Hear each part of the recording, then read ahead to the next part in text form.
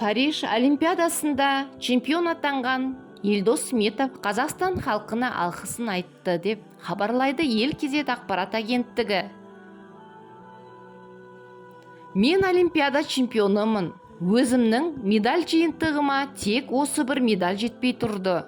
Бұл медальды осыған дейін 2 рет 2 жағынан көріп кеттім. Қол созым жерде қалтырдым. Міне, енді Олимпиаданың алтыны менікі. Парижге тек алтын алуға келген болатынмын.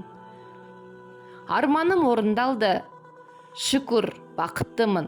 Қанша күннен бері мені құттықтап, жылы лебіздеріңізді, сый-сияпаттарыңызды арнап жатқандарыңызды көріп отырмын. Баршаңызға Алла разы болсын. Көп рахмет.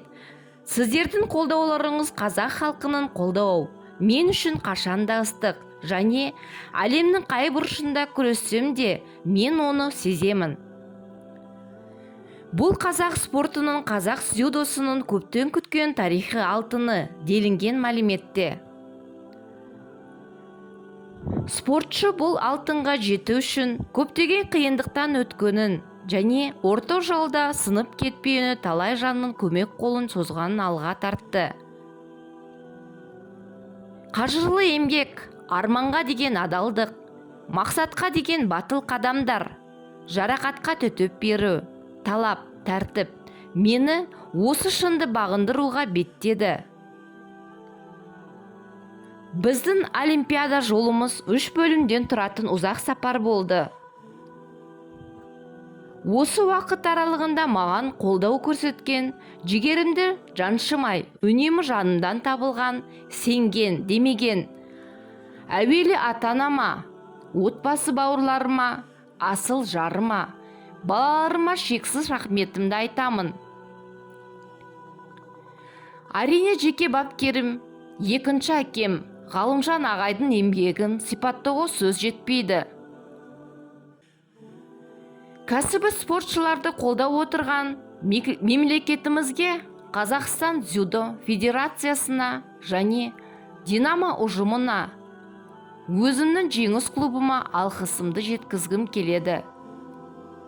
Баршаңызға армандаңыздар, сеніңіздер және оған қол жеткізіңіздер дегім келеді, деді Сметов.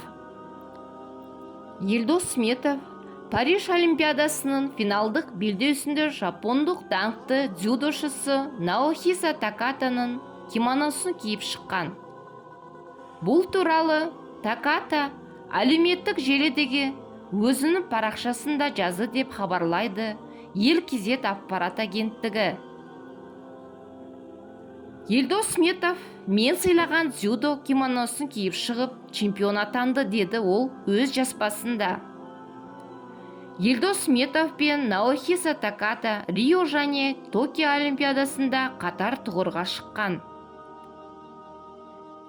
Сметов 2016 жылы Риода күміс жүлдегер атанған сәтте жапон палуаны қола жүлдеге ие болды.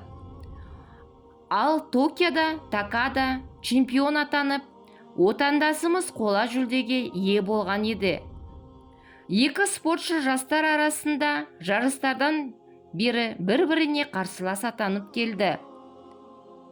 Таката былтыр Жапонияның іріктеу бәсекесінде құрамадағы өзінің басты қарсыласы Рюджи Нагаямаға есе жіберіп, Париж Олимпиадасынан тыс қалды.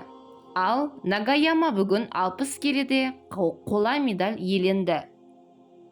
Құрметті көрермендер, өздеріңіз көріп жатқандай, каналымыздың 80%-ін каналға тіркелмей көреді екен.